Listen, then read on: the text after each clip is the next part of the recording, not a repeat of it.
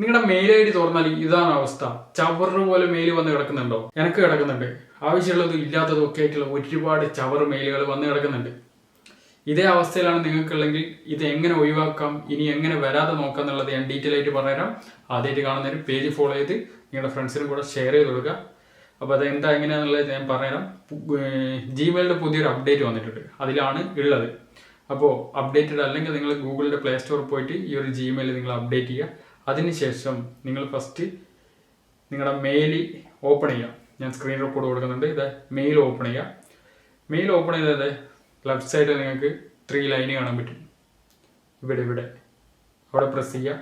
ഇവിടെ പ്രസ് ചെയ്തിട്ട് താഴോട്ട് വന്നു കഴിഞ്ഞാൽ മാനേജ് സബ്സ്ക്രിപ്ഷൻ എന്നും പറ്റും പുതിയൊരു ഓപ്ഷൻ വന്നിട്ടുണ്ട് താഴെ.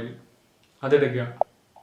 അതെടുത്തു കഴിഞ്ഞാൽ നിങ്ങൾ സബ്സ്ക്രൈബ് ചെയ്ത ഒരുപാട് മെയിൽ ഐ ഡികൾ കാണാൻ പറ്റും. ഇതൊക്കെ ഞാൻ സബ്സ്ക്രൈബ് ചെയ്തതാണ്. സോ അതുകൊണ്ടാണ് എനിക്കിങ്ങനെ ചവറ് പോലെ വരുന്നത്.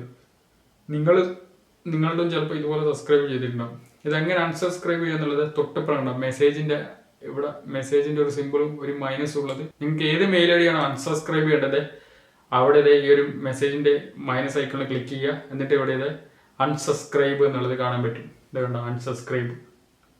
അതിൽ ജസ്റ്റ് ഇതുപോലെ ക്ലിക്ക് ചെയ്ത് കഴിഞ്ഞാൽ അത് അൺസബ്സ്ക്രൈബ് ആയിട്ടുണ്ട്. ഇനി അതിൽ നിന്നും നിങ്ങൾക്ക് മെയിൽ ഇങ്ങനെ വന്ന് കുമിഞ്ഞു കൂടി ബുദ്ധിമുട്ടിക്കില്ല.